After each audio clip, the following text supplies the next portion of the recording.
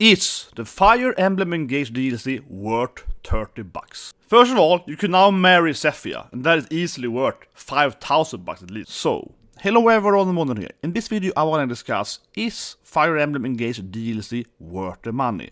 So we have to talk about both, of course, the Xenologue, which is the wave 4, but also then wave 1 to 3, right?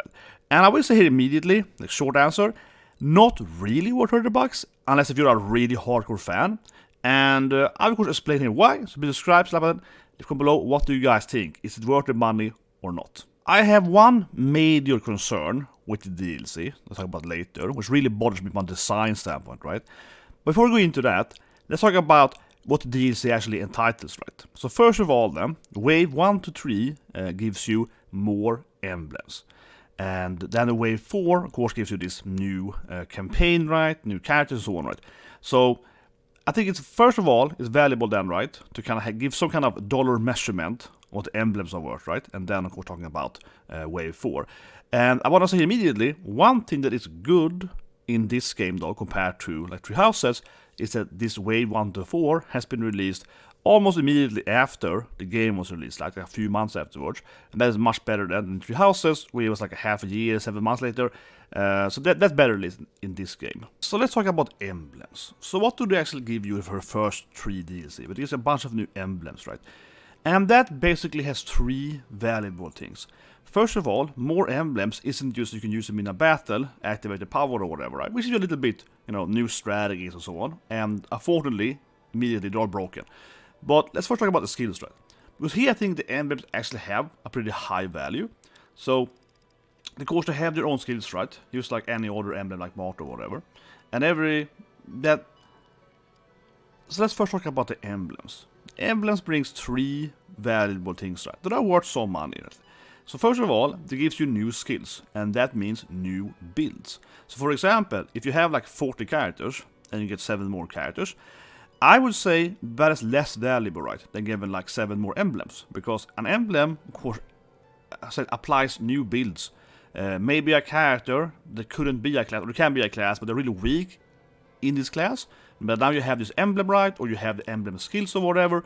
So that gives you a lot more build stuff, gives you more options, alright. So that I think it has some value, definitely, getting more emblems. You can also, of course, use the emblems in the actual combat by activating them and so on. And that, unfortunately, I would say immediately is the emblems are too broken, right? Talk about more later in the video, but absolutely, right? All the having more emblems, here's early in the game, right? So having used, this is a very early gaming chapter, so having one more emblem in Edgard, or then the other characters in Trivializes, that gives you a massive benefit, right? Instead of only having like 4 or 3 emblems, whatever, you have 1 extra emblem. And spoilers, of course, because I assume people that watched the video have probably played the game, right? And you might think about, should I buy DLC or not?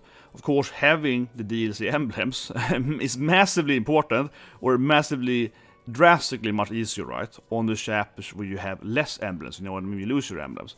So that, of course, is a massive difference. And then lastly, the emblems gives you new stages. And I think, to be fair, I do think that this is a little too pricey, $30, right? That's like half a video game. That being said, though, dollar per average hour or whatever is still pretty good for being a FIre Emblem game, right? Because you get this whole like new extra map of Divine Prologues, which of course means that you can now play a bunch of new chapters. And each chapter, right, I think we can easily take at least an hour to complete. So it's probably like, and I play Maddening, so definitely, right? So it's at least like 10 more hours of game time just doing the chapters. With the DLC, and this is again, I'm not talking about wave 4, I'm talking about wave 1 to 3, right? So in that sense, I think the DLC is valuable, and I say here immediately, as I mentioned earlier, if you really like FIre Emblem Engage, you love everything about it, you're gonna love the DLC, right? Because it gives you, and that of course is about then at least 12, 13 more hours of game time, right? And then it probably is more Maddening, it's like 15 or so hours, easily. So it's like, what, $2 an hour, not looking at the new skills, etc., new characters, just the game time to beat the stages. Of course, you might hate some of the chapters design though, but generally speaking, right? That being said though, I still think it also is a very like super fan game, especially this game, right? Because of course every emblem is an old character from previous games, that is a Tiki, of course. So it is definitely very like fan servicing, and the storyline isn't very, storyline's kind of like whatever, right? It's some references to the old games. not much storyline. And honestly, I do think it has some high value, right? Because the emblems, as I mentioned, one emblem is more valuable than one character, because you can do the specs so on, and each emblem brings you a new chapter, new power and so on, right? So all of that is probably at least for 10 bucks, honestly. Now, what value does the fourth wave brings, the biggest wave? So it brings you 5 playable characters. Of course, 3 of them you've seen before in the game, and it's pretty obvious who they're gonna be. As I mentioned earlier, you can now marry Zelestia, Zephia, which is the hottest character in the game. So that's valuable. And you also gives them 5.5 recorded chapters to play, right? And again, I think it's fair to say that that's at least like 6-7 hours of game time, right? So again, I'm not saying this DLC is like, oh my god, it's like complete scam, 30 bucks, you know. No, it definitely gives you at least like 20 hours of game time or something like that, right?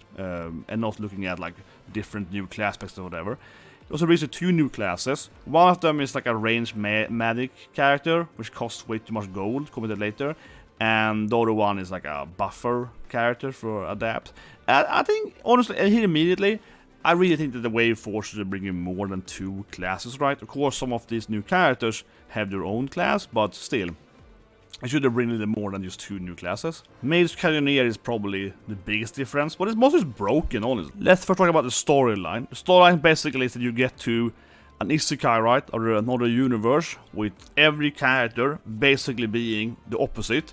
So Timera doesn't like dance and music, Ivy instead likes Fell Dragons, etc. So it is a little cute, it is a little funny, right? Again, it comes back that if you really like the basic version of the game, right, you're gonna love these hit at the characters. One thing though, as I said immediately, which I think was a big issue though, or big issue, but I think honestly big issue in the storyline, is that everyone is reversed, right? The good guys are now bad guys, etc. And that's why, of course, you can now recruit some of the previous bad guys in the basic game, right? Because in the DLC, they're good guys instead. However, Sombron, the main evil guy, in, of course, the whole game, right? He still is the main evil guy. And that, to me, is just really stupid, to be honest. I think it's just stupid, right? I think that Queen Lumera, your evil mom, right? You know, evil good mommy, depending on where you're in the storyline. She should have been the main evil. I mean, honestly, am I the only one? It doesn't make any sense to me. If everyone is reversed, then Queen Lumera should have been the main evil antagonist in the opposite universe, and Sombron should have been a good guy, right? Because everyone else that's basically a good person is now evil, or vice versa. So why is specifically the main evil guy still really evil, and the main good mommy is still good? Doesn't make any sense. So honestly, I think that's like a plot hole straight up, and I think it would be a way better storyline if, again, Lumera mom, right, if she was the main one behind everything, if she was the one that was going around, you know, killing the dragon webs or whatever, that would be way more interesting. And it also would make more sense. Otherwise, of course, the storyline is about these 2 twins, right, Nel and Nel. And honestly, yeah, I think the storyline is pretty good. I really do think that Sombron should have been a good person now in that universe. That would have made so much more sense. But anyway, yeah, otherwise, yeah, it has some twists and turns. There's some story elements. It's kind of predictable how it's going to go, I think, eventually. But, you know, it's a pretty decent storyline. Now, what is the value to marry Zelestia? That's the only question, right? And I keep saying it, but of course, there's a little bit extra value in getting these 5 new characters, because they also have their own support. There's, of course, extra value, right, in these 5 new characters. Not only because you can play as them, you also get a little more storyline. As I mentioned, of course, you get the storyline in the actual new world. You also get support, right? You can marry them, you can see them flirt, etc. So there's a little bit extra value as well. So it's a little bit value. But generally speaking, as I mentioned earlier, right? An emblem actually gives you more gameplay. Not only does an emblem give you its own stage, right? But it also gives you more, I said, builds, strategies, abilities. Basically, for example, Madeleine, I can't say that, Madeleine is a pretty common Swedish name. Madeleine, for example, you know, she's just a tank, right? I mean, she's cute and adorable. I like her more than Louis. She's a better character than Louis. But, you know, I mean, she's not even a unique character. She's just a tank, right? Doesn't actually bring that much to the gameplay. Zelestia is a unique dragon class, right? Flying class. But she's basically, it's like a worse Ivy. You know what I mean? Gregory is just a sage guy, right? You know, they don't actually bring that much to the gameplay. The twins have a little more unique abilities, but again, not that much is changing. But still, you know, you get to play them, and it's so valuable. So they don't add that much to the value, honestly, for me. It's a few bucks value, maybe, right? The new storyline and new marriage storyline. The stages, are pretty good designed, and have like a scaling level and so on, which I think is better. There shouldn't be that. So they're, you know, $5-10 or whatever, right? And the story is okay. But generally speaking, yeah, it takes you a few hours to beat it, right? And I probably would give it like something like $10, right? So the short answer of should buy this or not is that I probably would say the DLC would be $20, right? That's probably what I feel is like a fair price. 30 does feel definitely overpriced, honestly. And I say it, as a fan, I say that, and it hurts me to say that, because I'm gonna talk about one thing that really bothers me right now, right? And if this thing wasn't here, I still wouldn't say, honestly, that I think this is worth $30. But these design implementation that I will show you now, I feel are really terrible, and they really do devalue the game. That I honestly feels like a $15 or something, almost that. So I feel I'm nice saying $20, because before I saw this, I said, very glaring issues, I would maybe say it's like $20 to $25, right? But now I'm probably in the $15-20 value of it. So I have to say I know straight up, right? But especially, so I'm talking about is UX design, implementation design, and just general bad balance design. So when you get Zelestia, she's level 20, where the other characters are like level 4 or 6 or something. Like, it's absurd. Your best character is probably around level 10 at best. She's 20. So you can't play with her. Same thing of course with Nel and so on. For whatever reason, the game doesn't scale them to you. This doesn't make any sense to me. So what I did on this save here, right, is that I completed the DLC on chapter 7. So then you get all these five new characters.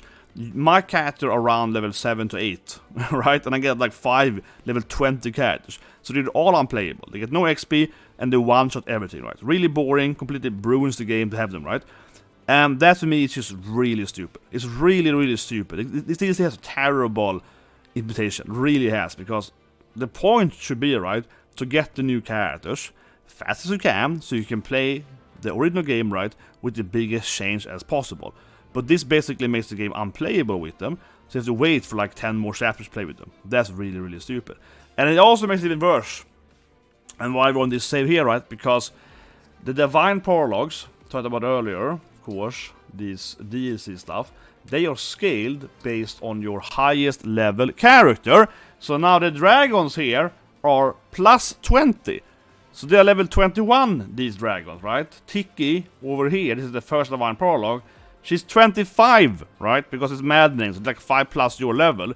So because my Zelestia is level 20, now the Divine Prologue are level 25 challenging. So it's basically impossible now on this save to do Divine Prologues until, of course, I beat like 10 more chapters. So this also just ruins the order of... It just really sense. And I know people have been coping over it, saying, oh, but you're supposed to do all the Divine Prologue first and then beat it. Like, no in the game is that sad, right? And that's a complete cope. If the game had straight up written that don't do this thing until you have beaten this and that, or don't try or whatever, then I could give maybe some cope to that. But no, the game doesn't tell you anywhere here. So you basically screw over your own game file here, right? Or, I mean, you can still play the game, but, you know, it ruins kind of the flow of the game, right? And of course, again, regardless, the new characters should be scaled to your level. Because what if you beat it on a complete save, right? So then my, I don't know, my alert's like level 50 or whatever, right? And then I get Zelestia on level 20. That's boring too, right? What's the point of that? What's the point of getting new characters and they're massively under level? And, or if you get early, they're massively over level. Why not you scale them to your level? And look here the enemies are scaled, so the code to scaling levels are there. I don't understand it, and unfortunately, the DLC is riddled with these kind of issues. So I'm showing another issue here, right? That is a very, very annoying, and this is straight up UX design issue, right, in the game. And I usually complain about UX design in Japanese games, like whatever, Elden Ring and so on, but this game is just tedious. Let me show you what I mean here. So I was the first person to mention this, and I already mentioned it in my last video on Saturday, 10 top tips and tricks, link below for that, but it is incredibly stupid, straight up again. This is really weirdly bad implemented, this DLC. So in the DLC, right, you keep getting a bunch of guest characters. So here you have like 4 guest characters, right?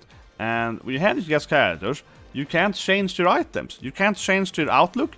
The game tells you immediately in the first chapter, or you can like change during the gameplay. So the way the game works, right, is that it scales your character to a set level and gives you set items and classes. Too easy with this thing. I don't mind it like setting your level, that's good. So when you play this game on Maddening, it's actually challenging. So in one way, that's a good design, right? Because you can't just over level it, you know what I mean? You have to actually do it correctly on Maddening. And even on normal and hard, like the game it's pretty hard on hard. Normal is definitely doable, and Maddening is very hard actually. So because it scales, that's pretty good. However, an issue is that it also scales, like it sets you to your original class. So for example, Anna, right, very popular mage user. Anna is useless, of course, in this, not useless, but it's basically useless, right, in this DLC, because you probably either have her as a warrior with at least radiant bow, right, or you have her as like some kind of mage character. So you can't play her in this spec, because at best you might have a radiant bow, right, but you don't have it either, because no, there is no, you can't give her magical items, right. And that goes for every character. So some of your skills you might have your character are useless. So I really think it's a bad invitation, right? Like I said, I do like the chat aspect of it. However, if you're gonna have a challenge where everyone is set to a level, why not have in this DLC world that you have like free SP? You know what I mean? Like you could spec however you want. That would be a good design decision. So okay, Anna, you have to be level 8, whatever, right? 8 advanced class. Why not change the class, or at least allow you to respec the skills or whatever? That would be massive difference, and would make it more fun too, right? Because when you enter the DLC, you have a set level, kind of like Pokemon or whatever, right? Set level, and you have to think, what can I do on this level or whatever? Yeah, that would be more interesting. Now instead, many characters are completely useless. I talked about it in my last video as well. But generally, it's just how it's so dumb. Like, why can't I? So you know, you can go in here and change character, but you have to use these new characters. But they disappear when you go in here, so you can't give them any items. It's just really stupid. And I know you can trade, and I talked about last week, you can trade and so on.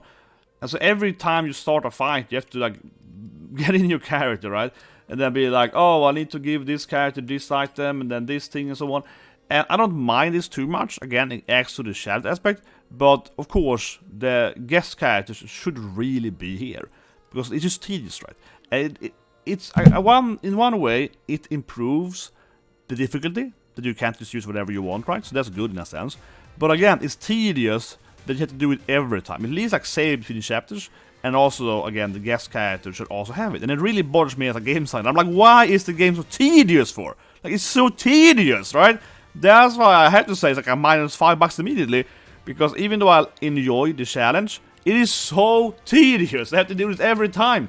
Every time you have to be like, oh, I have to change items, and you can't do it for the guest characters, right? So every time you do that, and then you go into the fight, you have to change for the guest character. So every time I have to give Zelestia like a 11 sword, right? She's my wife, man. Why can't I just give her the 11 sword before the fight starts? Why is this so tedious for? Doesn't make any sense. And to point out, you can give them emblems, right? So the game does allow you to go in here and give her like Celica or whatever. So it doesn't really, it doesn't make any sense.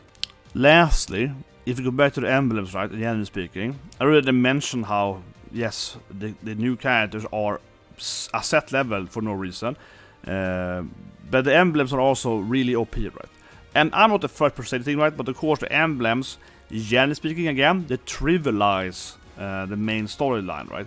And it's also, you know, generally speaking, the whole game has a really bad, like, balance design, right? The whole these things. The emblems are way too powerful. It's one thing to give you new skills and new abilities, that's fine, right? But why are they so powerful for? What I mean is that just because you have more skills shouldn't be easier, right? It should just give you more options, some more classes, some more builds and so on, right? But unfortunately, most emblem activations are way too powerful and they're way better than the normal emblems. And especially then that you can have much more emblems on early stages. That being said, to be fair, I do like being overpowered, right? In a sense, I do like playing a new game plus, and this, in a way, for me, is like the extra emblems is like a new game plus feel to it. Oh, I'm way stronger, I can do way crazier stuff. So I'm not totally against that, but clearly the combination of getting all the emblems immediately if you can, and then getting new characters, new experience. I mean, Jesus Christ, yeah, the main story gets incredibly too easy, right? And it really comes back to constantly that the game is really badly balanced, right? Like the scales and stuff, the levels and stuff, and again, like the weird item trading. It feels like there's a lot of weird issues around the game, you know what I mean? Like, I really wanna love the core gameplay. I don't dislike the 5 new characters. I like you get Zelestia, the cute, you know, Gregory, so on. But it's just like, why are they max level 4, or why are they so low level 4 the other way? And this is so many weird stuff around it, right? That the game really has like a really weird feel to it. So in the end, right? Yeah, long answer. I don't think the game is worth $30, right? Because of 2 reasons. Talk about mainly, you straight up bunch of more stages in by emblems and so on. Probably not worth $30. Probably like 20 to 35 or so, right?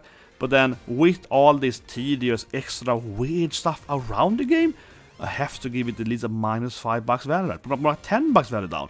Just like if I have a review a game from the beginning, and really just to hammer my point down here, the DLC is way more tedious than the normal game, right? I mean, I like the normal game a lot, don't get me wrong, but that normal game, so to speak, non-DLC, doesn't have this weird item thing, doesn't have the same weird scaling issue, doesn't have the same weird emblem specs or something like that, or, you know, the new classes like Carolina is way too powerful, you know what I mean?